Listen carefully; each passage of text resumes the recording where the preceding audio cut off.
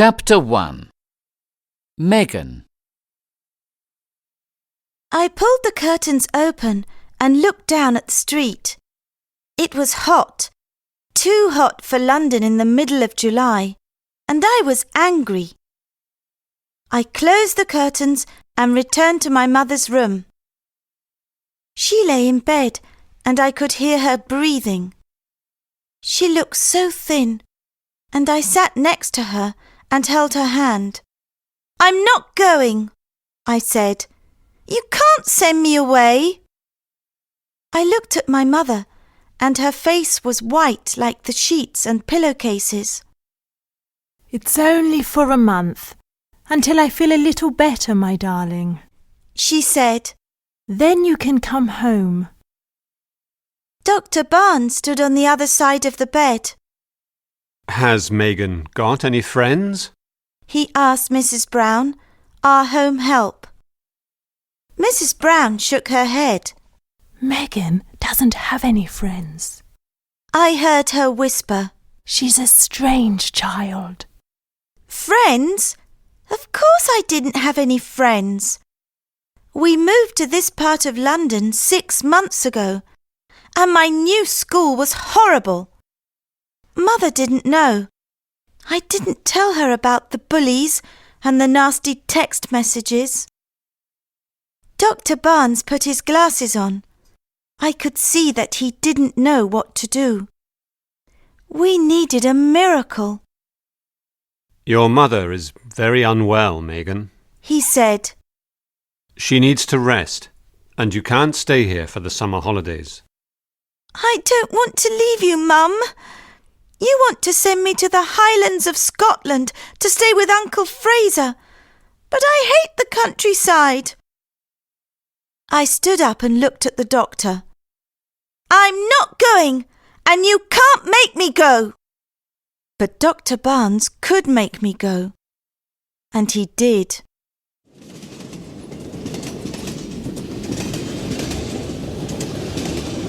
I watched the countryside change through the window of the train as we travelled into Scotland. I could see fields, dry stone walls, and lots of sheep. But where were the people? Mrs. Wallace, a friend of Dr. Barnes, was with me. She wanted to chat, but I didn't. "The Isle of Skye is beautiful. The air is so fresh," she said. "I hate fresh air. I like the air in London," I said. Mrs. Wallace sighed and opened her book. We changed trains, and the next one was very old. A man sat singing quietly in the corner. He had a long white beard. In another corner, there was a woman with a basket of chickens. I looked at these people. I came from a different world. In my world, there were shops, people, and traffic. We caught the ferry at Mallig. The wind blew my long dark hair, and my pale blue eyes searched the island for people. But it looked so quiet. "Cloud Island," said Mrs. Wallace, giving me a sweet. "In the Old Norse language, Skye means cloud, and I means island. It's often misty here." I didn't answer. I could only think that I wanted to go home. We got off the ferry at Armadale, and I stood by the sea and waited for my uncle. I felt wrong in my London clothes.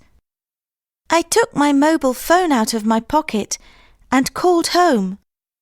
Mrs. Brown answered, but Mum was asleep. "Your uncle's here," said Mrs. Wallace. I said goodbye. Megan! A strong voice called. He was a tall man with wavy hair and a big smile. "I'm over here."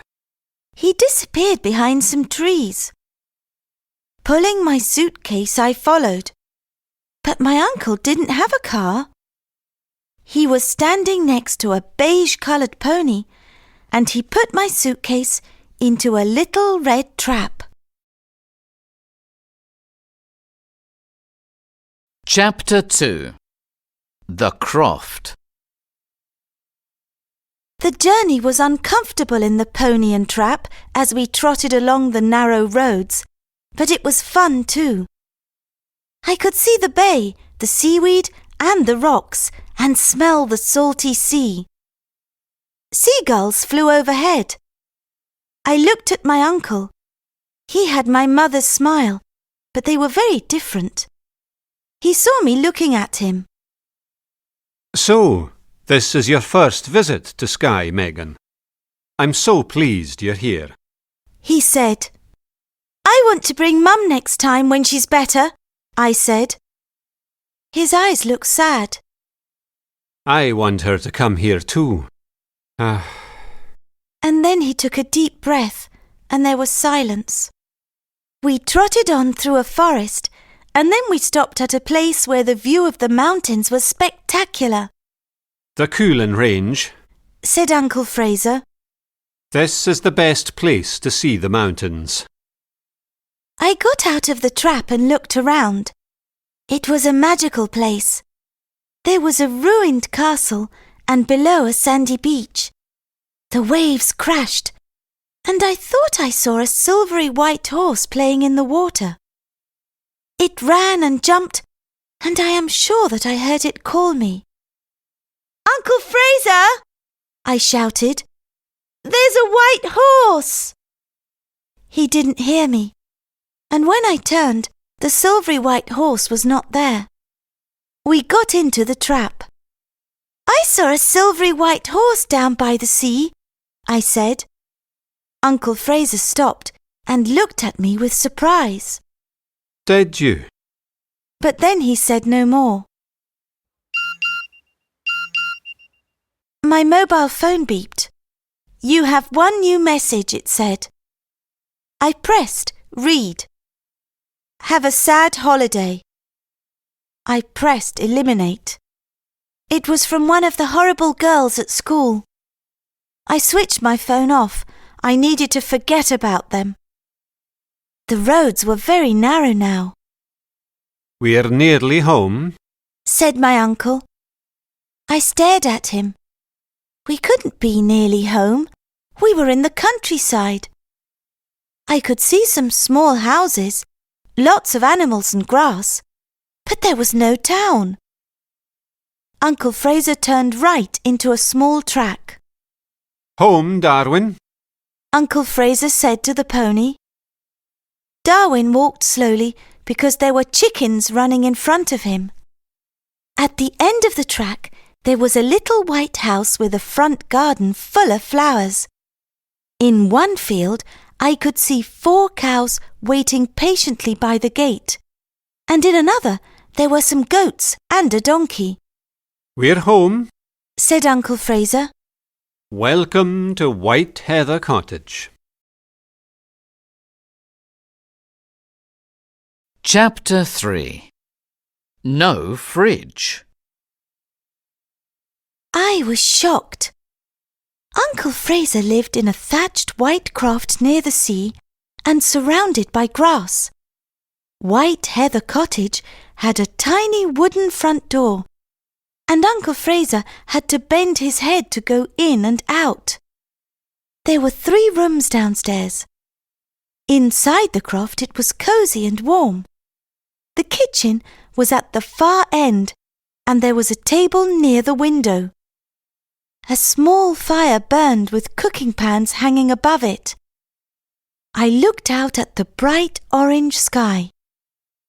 We have great sunsets here, said Uncle Fraser.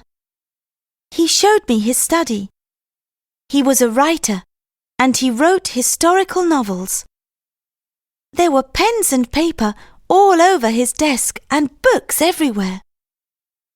Crofts don't usually have an upstairs, but this one does, he said. He took me upstairs to show me my room. It was lovely. There was a wooden bed and a red rug on the floor. Next to the bed there was a chest, which looked like a pirate's treasure chest. There was a small desk near the window and a vase of fresh white heather. There were pictures of animals and wildflowers hanging on the walls. Uncle Fraser's bedroom was at the end of the corridor, and there was a small bathroom with a bathtub and a pile of soft white towels. "It's very pretty," I said to Uncle Fraser. "But do you get lonely here?" Oh, no. I have friends who live in the village, and I have my animals. We went downstairs and had dinner. There was homemade bread, creamy butter and goat cheese. For pudding, we had wild raspberries and cream. It was a delicious meal.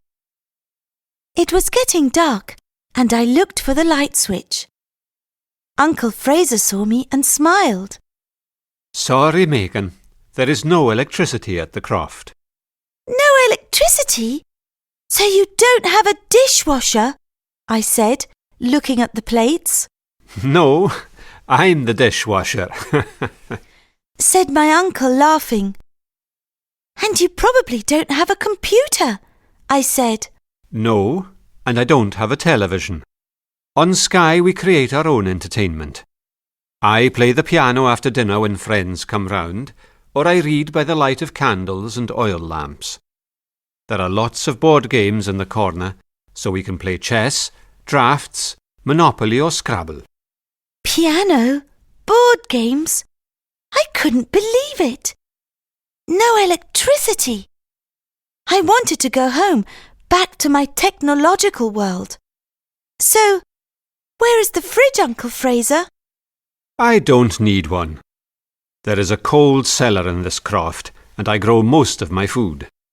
I milk the cows and goats early in the morning, so there is fresh milk every day, and I make my own cheese. I buy meat from the butchers when I want it. It's a perfect life, Megan. Perfect, I said to myself as I climbed the stairs to bed. I went into my bedroom and put the candle on my desk. I looked out of my window. The moon was bright, and there were so many stars.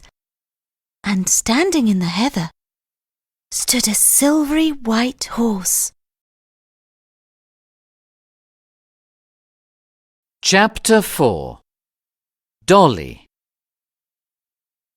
I woke up, but there was something wrong. Then I knew what it was. It was the silence. There was no sound of cars or traffic. Nothing. I opened my window and listened. And then I heard a bird sing and a sheep call under my window. I dressed quickly and went downstairs. A big cat sat in front of the fire.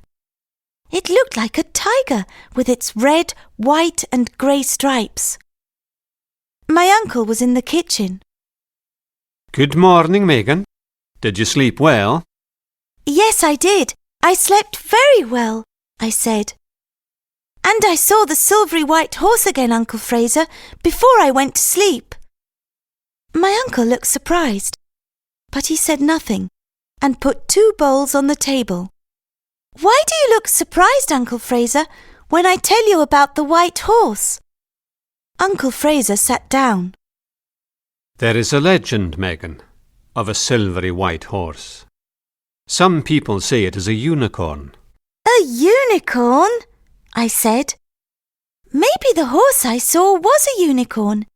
It was a long way away, and it was difficult to see. What does the legend say? I don't know. Uncle Fraser put a big bowl of porridge on the table. A shepherd saw the unicorn, but it was 100 years ago now. This was exciting news. Who can tell us about the unicorn? My uncle poured me a glass of fresh milk. Old Mrs. McTaggarty knows the legend. She's the old woman who lives on the other side of the village. We can ask her. Now eat your breakfast and no more questions. The porridge was delicious, and I ate it with cream and sugar. The cat came and sat next to me. This is Marmaduke. You didn't see him last night because he likes to catch mice in the barn, said my uncle. Let's go outside, Megan. I have a surprise for you. Uncle Fraser showed me his vegetable garden. There was spinach, carrots, potatoes and leeks, and there were rabbits trying to eat the lettuce. Uncle Fraser chased them away, and they jumped over the dry stone walls. Uncle Fraser had a field of sheep, 4 cows, 3 goats, and a lot of chickens. He showed me how to milk the cows, and it looked easy when he did it. The milk squirted into the bucket, but when I tried, nothing came out. "Oh, Uncle Fraser, I can't do it," I said. The animals don't know you, Megan. Said my uncle. He took my hands. And you need warm hands. Near the croft, there was a small barn and stables. I looked inside the first stable. You met Darwin yesterday. Said my uncle, patting the beige pony's neck. He's my trap pony. In the second stable, there was a cream-coloured pony with black spots. This is Moon. My neighbour's son, Ben, often rides him. I touched his nose. It was so soft. "Why do you call him Moon?" Because when you look at the moon, it is cream-coloured, but there are little black marks. I think he's the colour of the moon. Uncle Fraser moved to the third stable, where there was the prettiest pony. It was beige with a blonde mane and tail and had big dark eyes. This is your pony, Megan, and her name is Dolly. Chapter 5. The Arrival of Idris. When I woke the next day, I felt so happy. I had a pony, a beautiful pony, and I wanted to ride her. Then I thought of Mum. It was fun at the croft, but I missed her. I wrote her a text message. "I'm fine. I've got a pony called Dolly. How are you? Lots and lots of love, Megan." I pushed send and waited. I'm not too bad, my darling. How lovely. A pony. Lots of love, Mum. I typed another message. "Get better quickly. I want to bring you here." A message came back. OK. I could hear voices downstairs. One was Uncle Fraser's, but there was someone with him. I went into the sitting room. A boy stood near the fire. He was about my age, but he was very tall, and he had wavy blonde hair and pale blue eyes. He was wearing jeans and a checked shirt, and he had a box in his hands. Megan, this is Ben, our neighbour.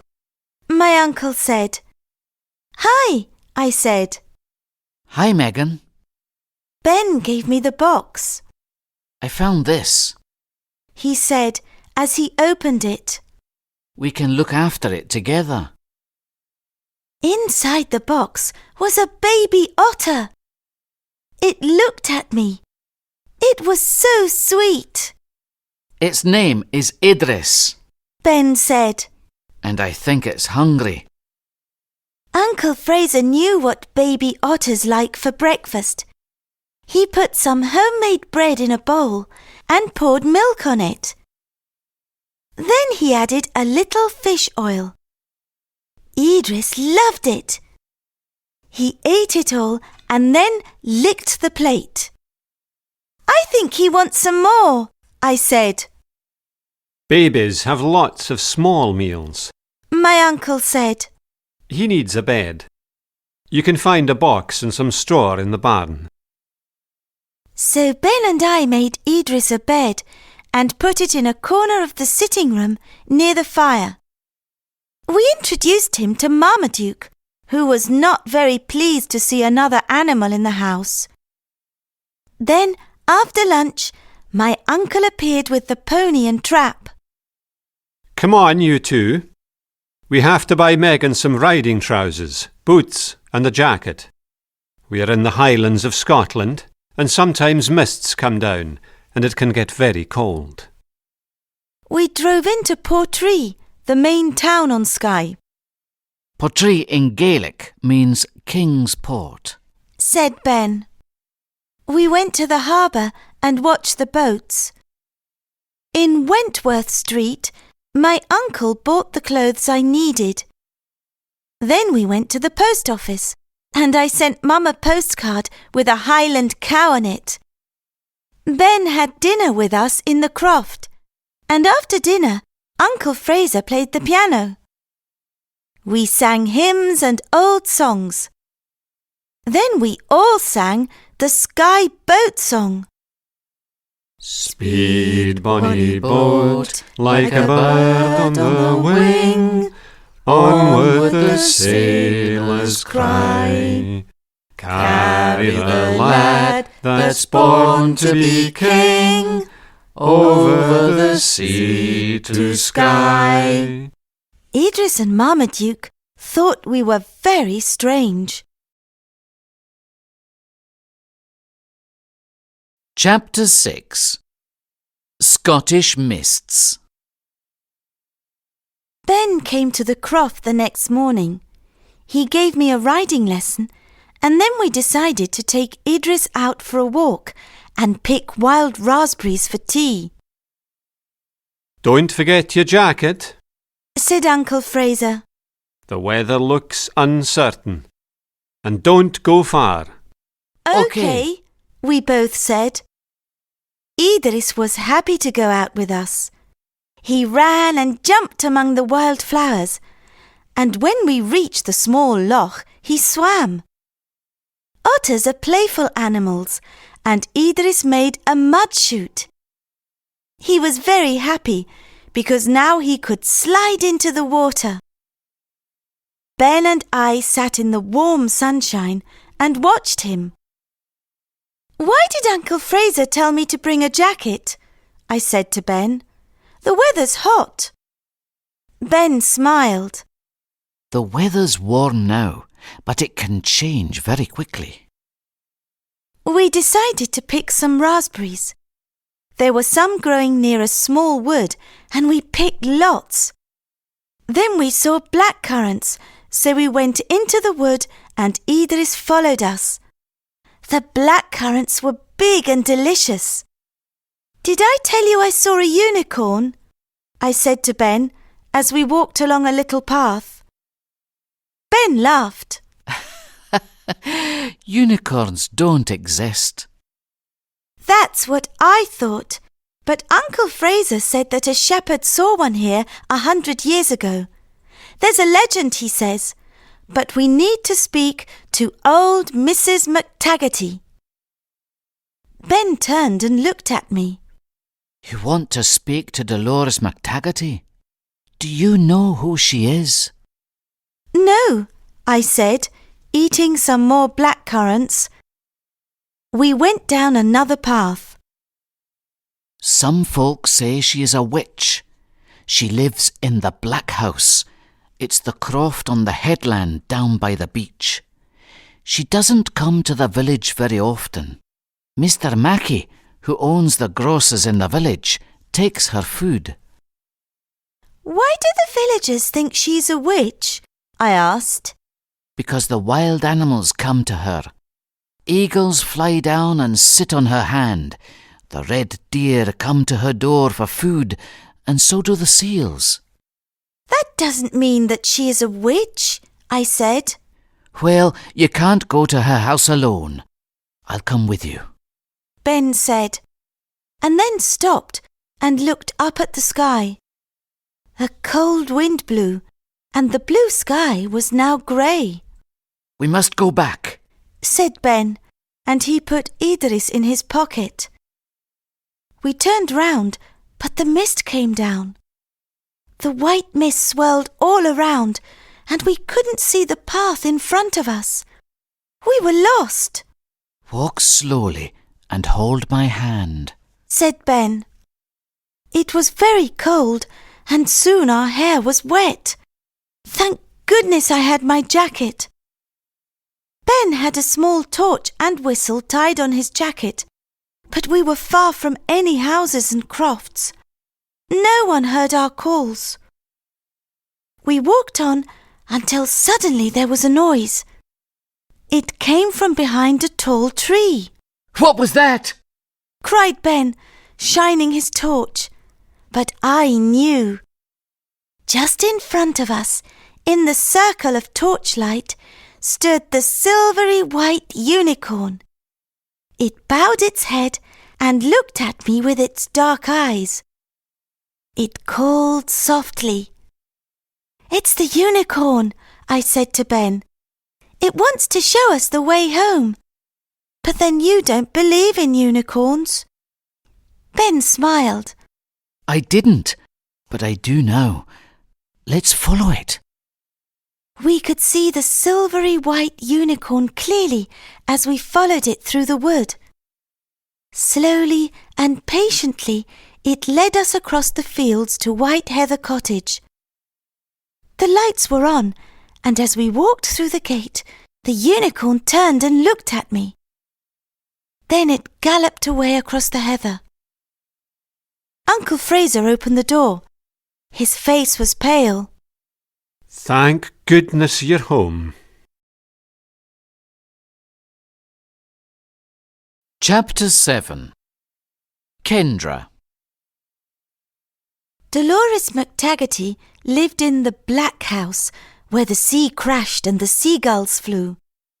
It was a wild place. No one went there, not even the fishermen. Uncle Fraser wanted to come with us, but we were determined to do this alone. He drove us to the grassy path which led to her croft. Take her some raspberry jam. Said Uncle Fraser. Tell her it's from me. Ben and I followed the path to her gate. But when we knocked on the front door, no one answered. Let's go round to the back, I said. Ben wasn't so sure. She may cast a spell, he said, but he came with me. The back of the house was beautiful. There was some grass, then black rocks, and then the white sandy beach. An old lady stood by the rocks, a shawl about her head. She was surrounded by animals. Red rowan deer ate bread from her hands. Birds flew near her, and seal pups sat on the rocks calling to her with their husky voices. Near the grass, I saw puffins chattering to each other and red squirrels eating nuts. The old woman spoke to us. Stand quite still. Now move forward slowly. We did as she asked. That's right. Now come here, laddie. Ben moved to her right-hand side. She caught a young eagle in her hand and she put it on his arm. The bird looked at him. Talk to him, laddie. Tell him how beautiful he is, said Dolores McTaggarty. Now you, lassie, she said to me. I moved to her left side. You can give the deer some bread. The deer were not afraid because the old woman was there. They took the bread from my hand. That's all for today, Dolores McTaggarty said to the animals. The eagle flew into the air. The deer went off across the field and the seals returned to the sea. Mrs. McTaggarty looked at us. Let's go in and have a nice cup of hot chocolate. The Black House was dark and oppressive from the outside, but inside it was light and cosy. "Mrs. McTaggarty, here is some raspberry jam for you," I said, giving her the jar. "It's from my Uncle Fraser." Dolores McTaggarty thanked me for the jam, but as she took it, she looked into my eyes. Oh, She said, the tea leaves. The tea leaves said a girl will come. She took my hand and we sat down. It's her eyes. She said to Ben, This girl's got magic in her eyes. Has she? said Ben. We came to speak to you about the unicorn. Dolores McTaggarty stared at us. So, it's true. She whispered, Kendra, the last unicorn is back. The seals told me he was here. "Mrs. McTaggarty," I said, "the unicorn helped us the other day when the mist came down. It led us back to the house. Uncle Fraser said that you know the legend." Oh, yes, I know the legend. It's your magic eyes that woke Kendra from his sleep, and now he wants to help.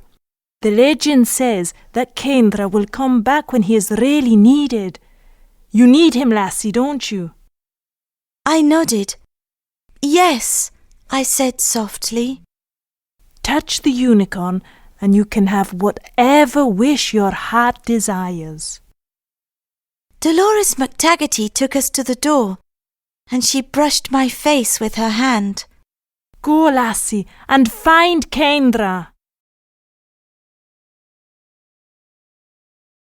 Chapter 8. The Full Moon.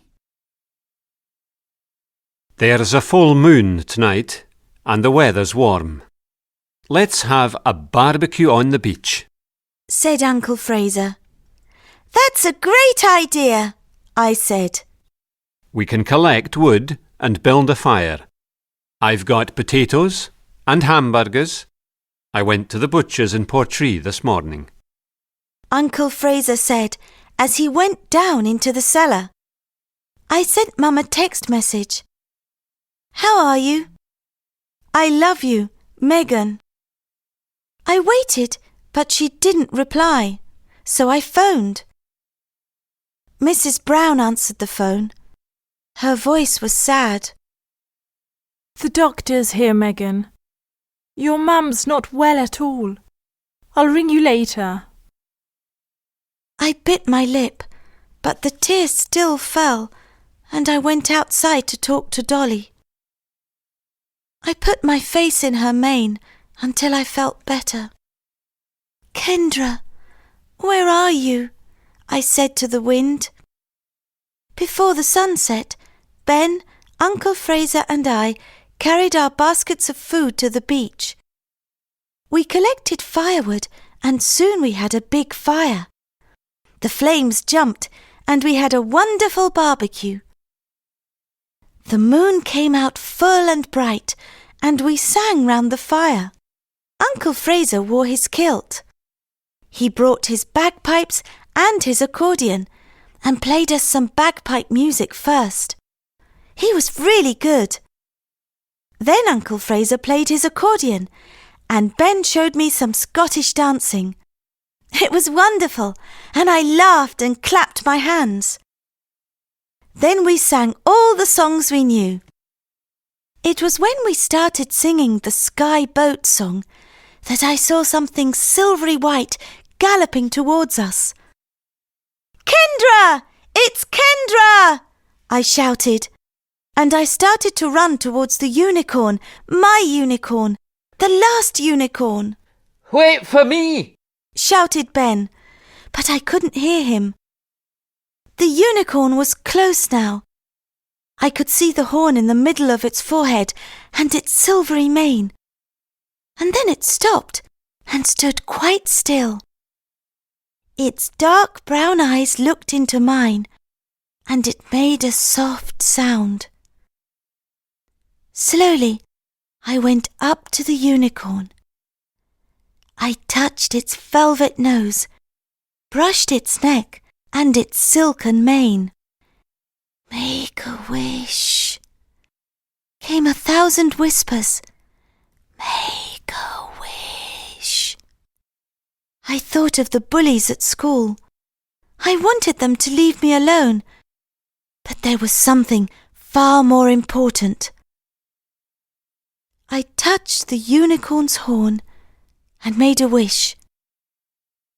The moon shone brighter, and suddenly I was alone. Kendra was galloping away, out to sea. Chapter 9. It's not goodbye. The bright sunlight woke me up. It was late, and I had slept deeply, and I felt happy, really happy, for the first time in a long while.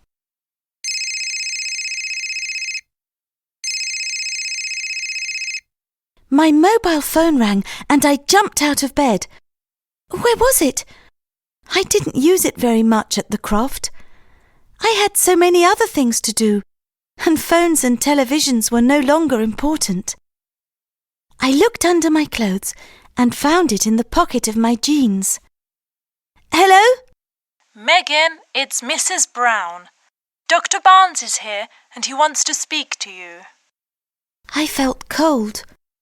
Did he want to tell me something terrible? Good morning, Megan. Came his loud voice. I have good news. Great news. Yesterday evening your mother was very ill. I didn't know what to do. She had a high temperature, and Mrs. Brown and I sat with her. Then, suddenly, at about midnight, she sat up in bed and said, "I feel better. Could I have a cup of tea and a slice of toast, please?" Her temperature was normal. It's a miracle, Megan. A miracle. I ran downstairs to tell Uncle Fraser. The unicorn! He gave me a wish! Mum's better, and it was Kendra's wish that made her well. My uncle turned and walked over to the window and looked out at the sea. I left him alone. He didn't want me to see his tears of happiness. I went outside with Idris. Ben was there with Dolly and Moon. He helped me to get on Dolly, and as we took the path that led down to the sea, I told him about Mum and Kendra's wish. What will you do about the bullies at school when you go back, Megan? He asked. I'll speak to Mum when she's completely better, and to a teacher at school. It will be all right. I want you to come and visit me in London. I'll miss you, I said. I'll miss you more, said Ben.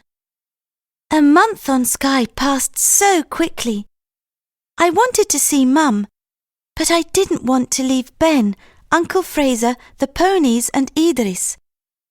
Ben and Uncle Fraser looked at each other. It was a secret look. Megan, you can't take Idris or Dolly back home, so we have a present for you, said Uncle Fraser. It's outside in the trap. Dolores McTaggarty gave it to me, and she thinks you will be happy together. Sitting on my suitcase was a beautiful Cocker Spaniel puppy. Thank you, I said, and I hugged them. She's beautiful, but I don't want to leave you. We can write and speak on the phone, and you can come back soon, said Ben. Come back with my sister. Uncle Fraser said as he kissed my cheek. Come for New Year. We call it Hogmanay in Scotland. We have wonderful celebrations in the village. There is a custom here which brings good luck for the coming year.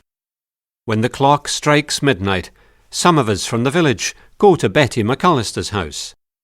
We take a piece of bread, some money, and some coal. All these things bring good luck. The coal is so that the house is always warm. The bread is so there is always food to eat, and the money so that there is always money. Then we throw ashes out of the back door. Why do you do that? I asked. It's the old year leaving, continued Uncle Fraser. Then we have a party. Said Ben. My uncle smiled. a fine party. He said. We sing and dance until morning. Do come, Megan. I looked at them. Hogmanay on Skye and Betty McAllister's party, singing songs round the piano with Uncle Fraser, Ben and Mum. I wanted this more than anything else in the world. Yes, I said, and I hugged my uncle again. Then it was time to go. We rode in the trap to Armadale, and when we passed the ruined castle, I thought I saw a silvery white horse arching its neck and galloping in the waves. Goodbye, Kendra, I whispered, and on the salty air there came a cry as the little white horse called out to me. Of course, we knew this was not goodbye.